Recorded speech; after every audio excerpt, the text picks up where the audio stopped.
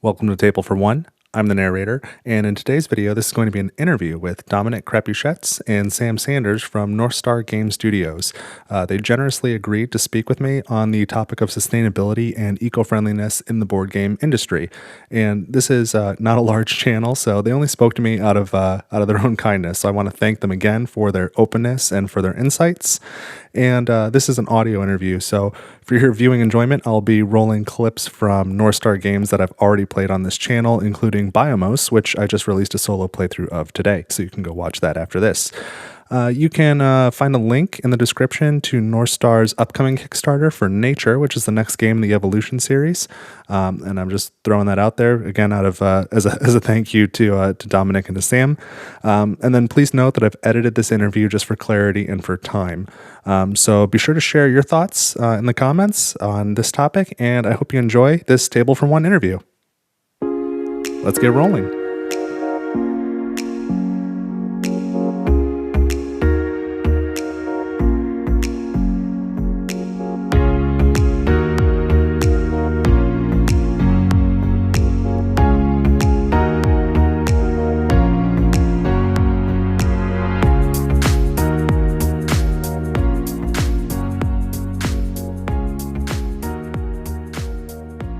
Thank you guys for joining me today. This is a little bit unusual for my channel, but I'm doing an interview and I'm super excited to be doing it. So rather than me try and tell you guys who you are, why don't you go ahead and introduce yourselves and tell me your name and what company you're at and what you do there. I'm Dominic and I started NorthStar Games back in 2003 and have been running it, but I've handed over the running it now to Sam, who's here, and I am mostly focusing on game design and then maybe high-level strategy. Hey, I'm Sam Sanders. I do a lot of the operations here at NorthStar, which, is everything from supply chain to just, also making sure the business runs smoothly and that we're getting people fun experiences. Well, I can just speak for myself, but the experiences have been fun for me. So from the NorthStar catalog, I have the Evolution game with the climate expansion. I have Oceans, and I've got the Legendary Edition. And then most recently, I picked up Biomos. And so of those games, I noticed sort of an environmental theme through them. I was wondering if that was just coincidence. Was that by chance? Or is this a topic that might be near and dear to your hearts? That's a good question. It is a topic that's near and dear, I think, to my heart for sure, and probably Sam's nodding. So I'd say our hearts. But once Nature became our first kind of hobby game, it helped set the tone for what makes sense next in the catalog. But I wouldn't say that like we're just a science-based company. I just say I love science and I love knowledge and I love history.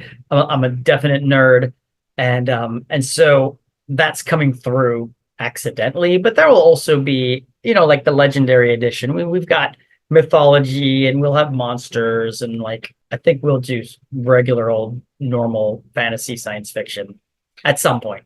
Yeah, I think like play is like one of the most fun ways to like tackle science like concepts, tackle like different issues, and like the fact that we're able to bring that out in our games is just like a nice like bonus for me.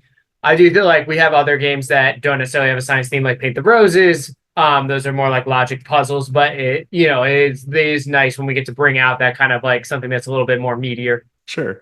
So part of the reason that I wanted to speak with you guys was I had done an unboxing video a little while ago on my channel of the Oceans Legendary Edition. And I made the video recently. I came to the game late. But, I opened up the box and there were some comments on the video about like the use of plastic in packaging. And it turned into a broader discussion that got away from me a little bit in the comments, as YouTube discussions might go. But it turned into a broader discussion just about being eco-friendly and thinking about the environment in the board game industry. So I'm kind of curious on your perspectives on consumer sentiment about eco-friendly games and what it looks like today versus maybe what it looked like 5 or 10 or 20 years ago. Was this a topic that was on people's minds, and how might that have grown over the last several years? Is this something you hear more about from your consumers? Yeah, I mean, so I joined this industry back in 2019. I would say even between now and then, there's definitely been a growth in this area of interest. Also, the technology has slightly improved since in the past 5 years, so that has allowed a little bit more flexibility And so I do think there's definitely this is a growing space of interest, but I would say that it's more of a recent recent feedback, which is good. That's what we want. So, yeah. I would say with the rise of social media came like a maybe we can keep companies accountable. But I'd say right now there's a lot more like we can actively push things in a direction that we want to see. Sure. So then in terms of consumer feedback, do you have any recommendations or requests for just people who aren't in the industry, but people who are in the hobby who like to buy games? People can vote with their dollars, and then people can, I don't know, send emails or social media posts or talk about the issues that are important to them on a venue like Board Game Geek or somewhere else like that. Are those sorts of things monitored? Are they useful to you? Are there other ways that people should make their opinions known to publishers in general? So all of that is very useful. We monitor all of that. You know, we're hobby gamers, so we monitor it anyways. Like we just are part of it all. We would love to be more eco-friendly in our company, but if it's costing us more money and the consumer doesn't want to pay for it, then we're at a disadvantage. So that's when you're in a really tricky situation.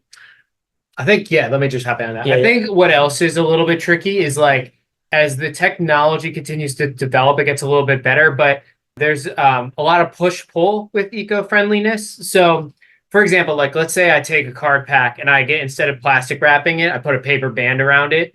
What you risk is sometimes like the cards then slide and the corners get damaged.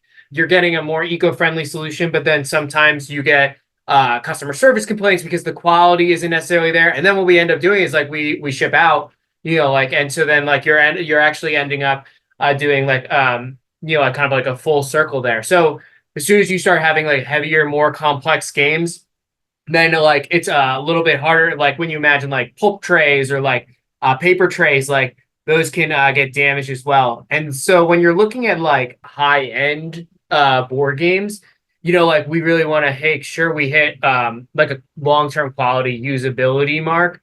That's like something that we actively just talk about internally as we're trying to push and move this ball in the more eco-friendly direction. And so it sounds like maybe some of the push towards eco-friendly, from your perspective, there's a little bit of the unknown that you're dealing with. So, hey, we're going to try this new thing. It seems eco-friendly, and then what repercussions might it have? And so you're taking on a little bit of risk. It sounds like when you try something new, especially if you're coming up with something that no one else has done before. You also brought up, I kind of want to highlight. I was at Gen Con 2024 a couple of weeks ago, and I picked up a bunch of games there, including Biomos. Mm-hmm. And I unboxed them all on my channel. And of all the ones that had cards that came with cards, they all came with single-use plastic wrappers, except for Biomos, as you mentioned. That was the only one I got that had paper. From my perspective, like that was cool. The paper worked great for me. I didn't have any issues with damaged cards or anything, but I hadn't even considered that. So you also bring up the point. Not only is it maybe a customer service issue where somebody gets a game and the corners are bent and now you've got to send out more cards, but I'm not smart enough to do the math on this, but somebody out there is, the eco impact of then having to ship out all these cards. It's creating more movement of parcels and gas and fuel and exactly. And it's also it's not just like there is that element of it, and only a certain number of people will actively like complain. Like some people really care about that and some people don't. But also there's an element of like our brand is on the line too. Like anytime we're going to put a game into a high value, like luxury game into like a customer's hand, like we basically want to put our heart into it because we want it to be perfect because this is like our name on the line. And like, like we're talking with manufacturers now, like in some of the cases, like we are like going to be like first movers for that individual manufacturer where we're talking about getting more eco-friendly.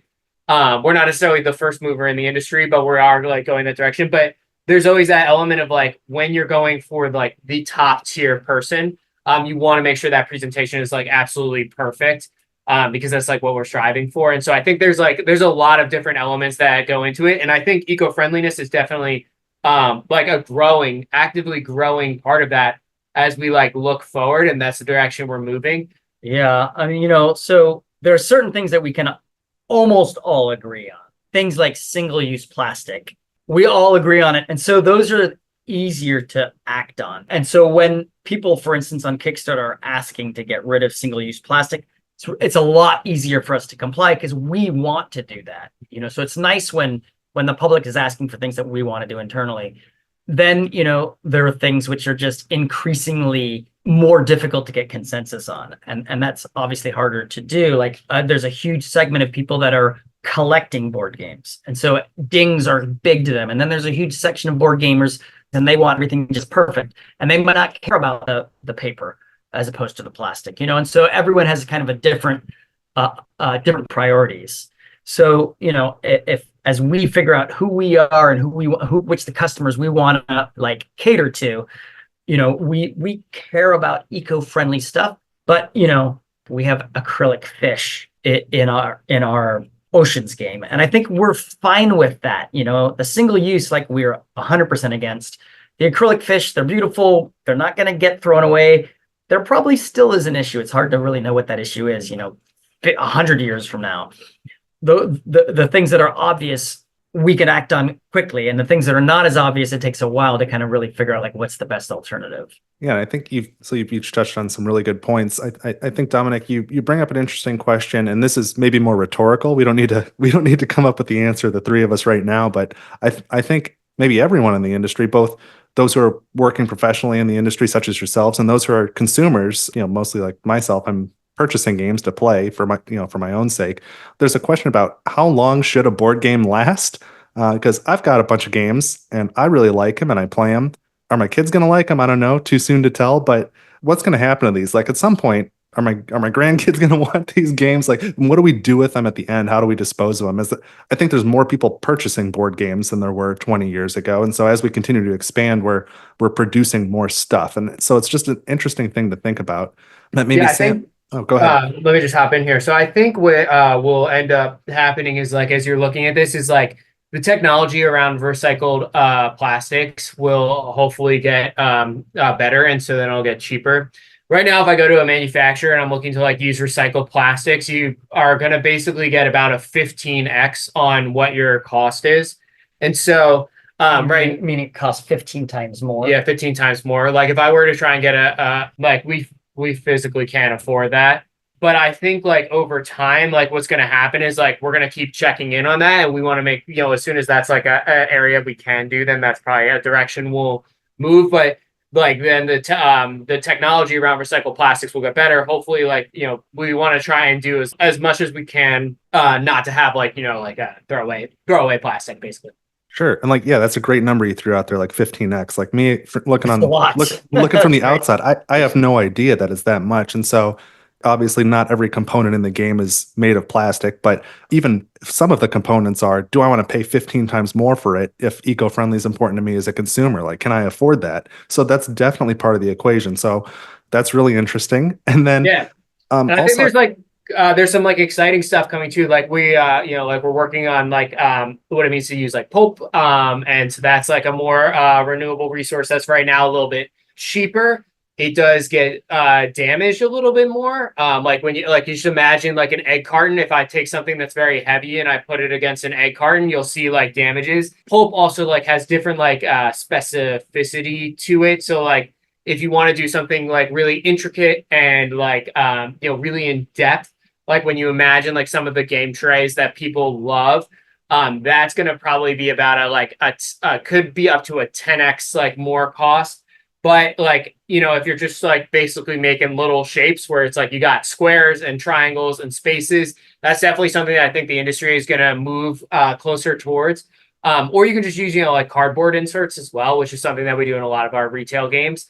So that's even cheaper than pulp. So I think like this kind of stuff is coming. We're checking on it and like we're moving that direction, but we want to make sure that we're doing what we can to keep pushing forward.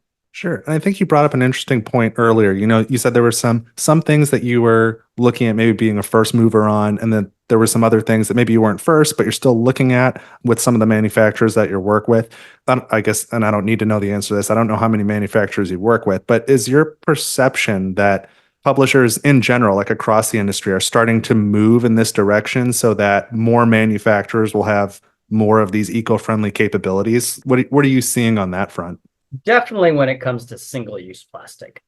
I don't think when it comes to plastic miniatures, there's really any big movement anywhere, but single-use plastic, and often what happens is the government intervenes. My expertise is game design, and that's where I want to focus. So at some point when it becomes, big enough, then government creates, for instance, whenever we manufacture games, we do safety testing, and that's all dictated by the government. We have to do the test for this, test for lead, test for this, and that's easy because then there are companies out there that do it, and we just do what we're supposed to do. This type of thing, we're going above and beyond what's required of us. And likely we can only do that because we're in an entertainment industry where people are spending discretionary dollars. Like if we were in an industry where people are buying computers for 10,000 workers, they're going to use the plastic. They're not in the same sort of industry where your customer might say, hey, I love your viewpoint on sustainability, and I'm going to start supporting you because I love the brand that you put out. Like some widgets, no one really buys screws because they love the brand. They just buy the cheapest screw and they use it. We have the luxury of being able to listen to our customers and trying to create a brand that people feel good about. Yeah, as this trend grows, which I assume it will, then more manufacturers will hunker down on this capabilities. We work with, we have a couple different manufacturers that I'm in contact with. They're all in different places on this. Each manufacturer wants their own competitive advantage. Some of them look at the eco-friendliness as an option for their competitive advantage. Some of them are compete on price, and so there's a lot of different avenues towards this. But as this grows, then it's going to become more a focus, and it will then hopefully trickle down. And the economies of scales will bring the price down. Yeah, exactly. So let me back up a little bit. I know, Dominic, you said you wanted to focus more on game design yourself personally. Oh, yeah. So let me ask this. Do, say, the materials of components ever dictate design of the game, or does the design always get fully fleshed out before you start figuring out, all right, this piece is going to be made out of wood or plastic or cardboard or what have you? Do those things ever come into conflict or overlap? They overlap. So for me, I don't think I think of the experience. So I just look at what's the experience that the player has. They open up the box. Actually, the experience starts before they open up the box. The experience starts when they start hearing about the game. For instance, if a lot of people are talking about it, that is a different experience than no one's talking about it. So anyways, all of that is the experience. And from opening it up to reading the rules, to feeling the components, to putting it on the table when no one's there, thinking about inviting friends over or being the friend that comes over. So all of that plays together. So yeah, when I'm thinking about game design, I'm thinking about the whole thing together. What's the table presence going to be like? Sure. And I know, just speaking for myself, part of the reason that I got interested in the hobby was I spent a lot of time on a screen, especially for work. And so it was nice to do something not with a screen. And I really began to appreciate the tactile nature of games and putting your hands on things. And so now I've become a mark. I'm definitely a sucker for things like metal coins and those sorts of things. But it makes a difference, and it engages your brain in a different way. And this subject matter matters. So for instance, nature having plastic feels weird, and having a pulp container is great. But Sam alluded to this earlier. The big box nature is just too big. We can't have a pulp insert. It'll just crush.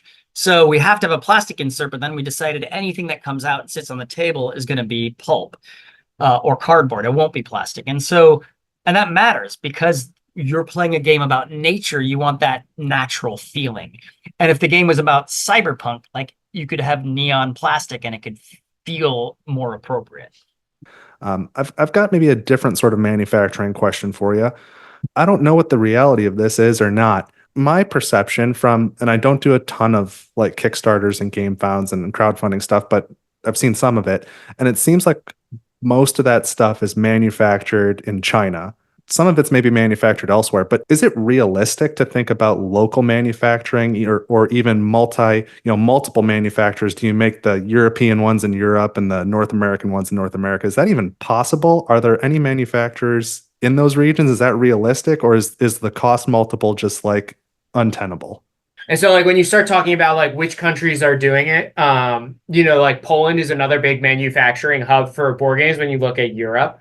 There's some in Germany as well. There are some in the US. And then I would say like there's a little bit of talk like just starting in Mexico, although which I would be like probably the most exciting for us because that's like then you would be able to just like truck it up.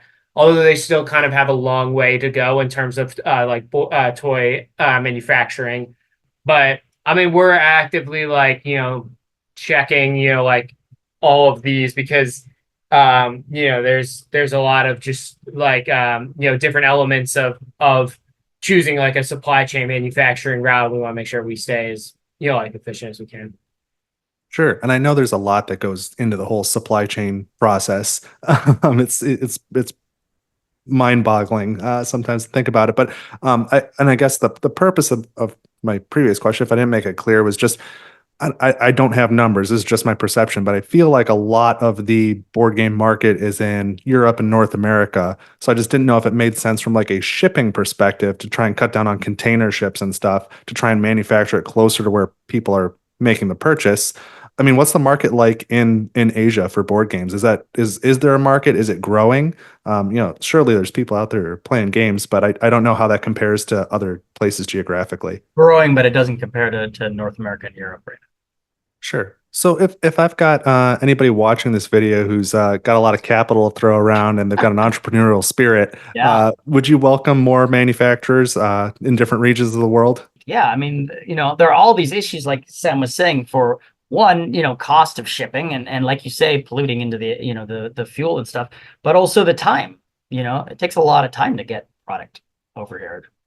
Well, if I can summarize from just again from my one consumer perspective, and after our conversation, it sounds to me like both you guys over at North Star as well as the industry in general are still moving the ball forward. And I think it sounds like the eco-friendliness concerns of a segment of consumers, those are being heard, and those are shared by people in the industry as well. And it sounds like it's complicated, as I kind of assumed it would be. That's why I wanted to talk to you.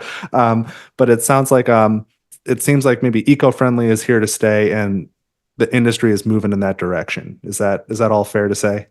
Yeah, I think the market dictates what we can do. So like as more people are interested in that, that puts more pressure all the way down the line. And I think that's just the direction the board game industry will be moving in the future. And so yeah, we're excited about that, and we're trying to keep rolling in that direction.